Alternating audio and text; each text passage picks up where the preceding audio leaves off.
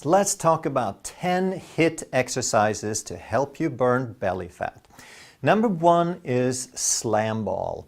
And HIIT stands for high intensity interval training. That means you do something very intensely for a short period of time. And slam ball is a good example. You use a heavy ball, 15, 20, 30 pounds, and you don't want it to bounce a whole lot. It's more just like a sandbag. You slam it down and you got to pick it back up. And what you want to think about though is to go as much as possible in a straight line, straight up and pull straight down. In this video you see a guy doing it on the beach. I think he has a rock or something. And his form is not fantastic. He's going a little bit too much forward to backwards, and he's not really good at protecting his back. So make sure you go straight up, straight down, and protect your back. Interestingly, the vast majority of exercises to burn belly fat involves crunches. But the problem is it doesn't work. You cannot choose a specific spot to burn fat. It doesn't do that. So what happens is you muscle burn. So if you focus on crunches, then you work out one muscle a whole lot and it burns. But there is no physiological relationship. There is no breaking down of the fat on top of the muscle. If some exercise manages to break down fat, which all of it does to some degree, but you're not breaking it down from the specific area you're working out. When you break down fat, it's called lipolysis, and it is systemic. It happens equally all around the body. So focal training doesn't work for burning fat. Crunches can still be a good thing if they're performed correctly because you build a strong core, and that's a good thing. Number two is medicine ball. And just like the slam ball, you could probably use the same ball. It is heavy, and what you want to do in this example is you squat down and throw it up. This guy is showing excellent form. He's protecting his back. He's got his weight on his heel.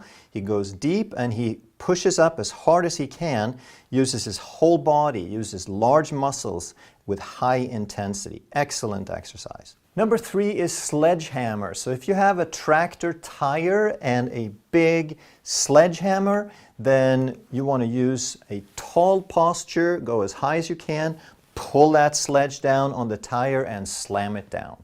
And this guy is showing excellent form. He is not pausing at all. He's just going from one to the next, which means very high intensity. Now, what I have found personally is that a pickaxe works equally well. In my backyard, if you go with a pickaxe and you go really hard at it, that heart rate can really come up. And I like to use my energy for something productive. Another popular one is number four, battle ropes. And here you can do it different ways. You can use your arms and go alternating one at a time, or you can pull the arms together up and down. And when you do that, you want to go as tall as possible and then slam it down and use as much of your body as possible. Now, if you do it together, to me, that makes it a little bit higher intensity because you can incorporate more of your body at one time. If you look at this guy, he's certainly getting a strenuous exercise, but his legs aren't moving, his glutes are not working, it's static. Whereas this lady, see how her whole body is going up and down. She's using her hips, her legs, and I think she could get even higher to get a little bit more intensity out of it. So I said that crunches are not really a great idea to burn belly fat, but why then would high intensity interval training work? Is it because we're burning more calories per minute? Well, yes, we are burning more calories, but the whole point of high intensity is that we keep it so short that we're only really working at that high level for a few minutes. So for such a short time, you're not really going to burn any more calories. However, it is what happens afterwards because you release hormones, you stress your body so that you increase your metabolism for several hours after the workout. And what happens when you go all out, when it's truly maximum high intensity, you're increasing your production of growth hormone dramatically. And here's what growth hormone does. It promotes muscle building and it promotes fat burning. So when you break down fat, you're making energy, but it's not at the expense of muscle. That is exactly what you want. That allows you to build muscle over time. And now when you have more muscle, what happens is muscle is more metabolically active. You have replaced fat tissue, which is very low metabolism at rest, with something that has higher vascularity and burns more energy than fat even at rest. And then there's the thing about body wisdom. Now, this is my own personal opinion. I've never seen anything published on this, but I believe this is one aspect of how it works as well. That if you weigh 400 pounds and you're sitting on your sofa watching a movie and the only strain you put on your body is to click that remote control, then your body has no reason to change anything. That body works perfectly fine to sit on the sofa and eat pizza and drink beer and click that remote. However, if you're being chased by a wild animal, if you have to fight for your survival, if you have to exert maximum force to get away from something, then your body senses that that extra 100 pounds is quite hindering. It's not going to improve your survival. So if you put your body through that on a regular basis, your body says, you know, if this keeps happening, I'm probably not going to survive with this extra weight. So the body wisdom, in my opinion, is going to work. It's going to increase the metabolism somewhat to burn off that fat so you can have a body that fits your lifestyle and your environment. Again, it's not the biggest component necessarily, but I do think that's part of it. Number 5 is using a bike. You could use a stationary bike, you could use a road bike, and the great thing here is that it's relatively safe. On the road, maybe you'll hit some speeds, but on a stationary bike, you're going to stay in one place. And you don't have to be extremely athletic. You don't have to have this enormous fitness or body control. And if you have some knee issues, you're not going to put a lot of weight on them.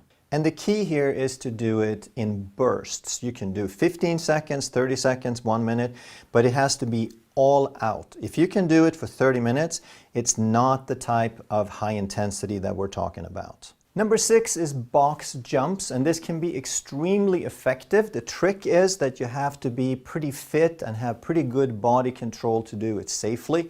If you're very fit, you can do a continuous up and down, and if you're not quite as fit, you want to make sure that you do it a little bit slower and you pause between the jumps so you don't risk anything. And here's an example of some very fit people that just go back and forth, back and forth. There's no pause on the floor, they just go right back to it, which would give you the highest intensity. But again, make sure that you do it safely and that you're fit enough for what you're trying to do. Now let's try to understand this type of exercise a little bit. We said that if you do it for 30 minutes, it's not really HIIT. So the key is to do very, very short, intense bursts. But it doesn't mean that there's just one way to do it. It means that you can do different things depending on the intensity, depending on your fitness, depending on the situation. It could be 10 seconds, it could be up to maybe 2 minutes, and then you can repeat, or you can just do one of them. But here's what you're trying to look for. You're trying to do something with high speed, high intensity. You're trying to get your heart rate way, way up. And the key here, if you're working on heart rate primarily, is to get it close to or all the way up to your maximum heart rate, which is roughly 220 minus your age. So again, that's not an absolute number. Mine, for example, will still get a good bit higher than that. It helps you get to your maximum heart rate if you can use your largest muscles, or ideally all the muscles in your body at the same time. But if you're doing something like weightlifting, or you're doing squats, or you're doing a leg press machine, you can still do high intensity just because you're using the largest muscles in your body if you do it heavy enough. The other key is to do it dynamic. You want to use large movements So depending on the weight, you want to do it at the highest speed and the highest dynamic range that you can handle at that weight for that exercise. And another key is to do it basically until you fail. And why is that? Because you're sending a message to your body. You're telling your body that I'm going to keep doing this. We had a situation today where this body just wasn't quite good enough, and that gives the body the message it has to change something. And the way it changes is to produce more growth hormone, so you can build more muscle and burn off some fat and get better because you're planning to do it again very soon. The other thing to understand is because you're doing it so intensely, you're also stressing your body. So I would suggest that you don't want to do this more than twice a week. If you're super fit, if you're an athlete, if you're pursuing a specific goal, maybe do it 3 times a week. But ideally, I think twice a week. And very often I read a magazine or I see a video where they're talking about a 45-minute high-intensity interval training circuit. Well, if you can do it for 45 minutes, even if it's intervals within there, you're not really meeting the criteria that we talked about. Because if you can do it for 45 minutes, then you're not failing. Now, something I used to do when I was an athlete, preparing for the Olympics, I did a lot of sprints. And one workout that I did probably 2 to 3 times a week, especially during the hard period, was 6 times 150 meters.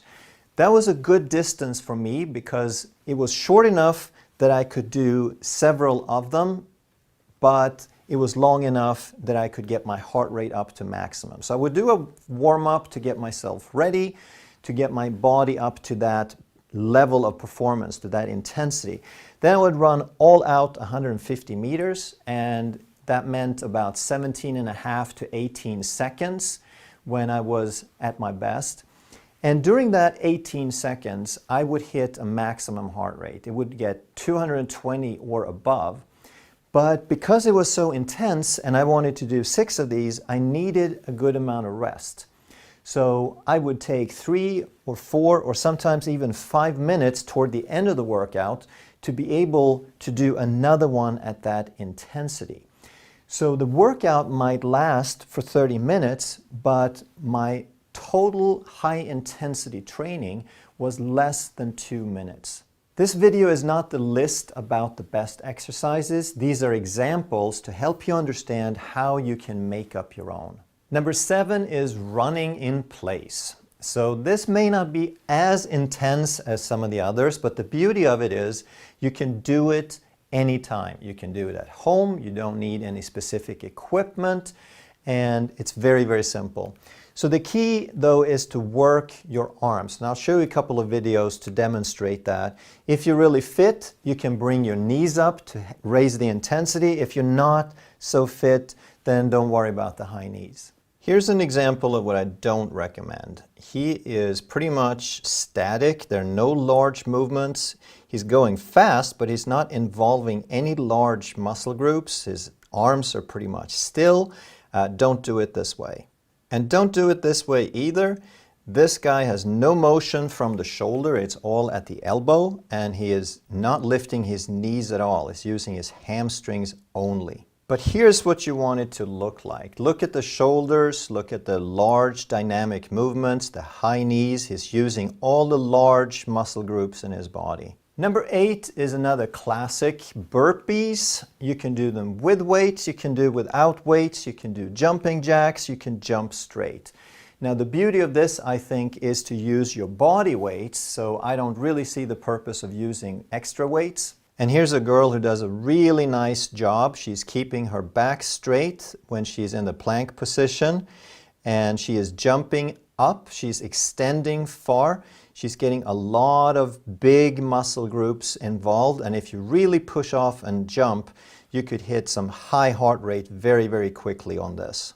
Number 9 is one of my favorites. It's probably what I do the most, which is sprints. And you can do them upstairs, you can do them uphill, you can do them on an inclined treadmill, or you can do it on a flat surface like a track.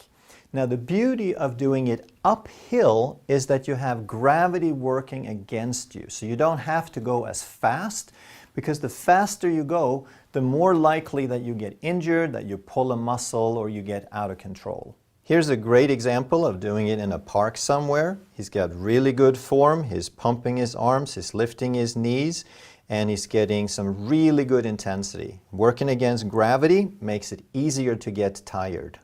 And HIIT exercise number 10 would be squat jumps. Again, a beautiful exercise that you don't need any special equipment. As long as you're fit enough to do it, you can do it with your legs together, with your feet side by side, or you can do it like a split or a lunge jump. And here's a girl showing really good form. She's got her heels on the ground. She's going straight up and down with full extension. My only reservation on this one is that it might be a little hard on the knees to go that deep into a squat. I might stop that a little bit earlier.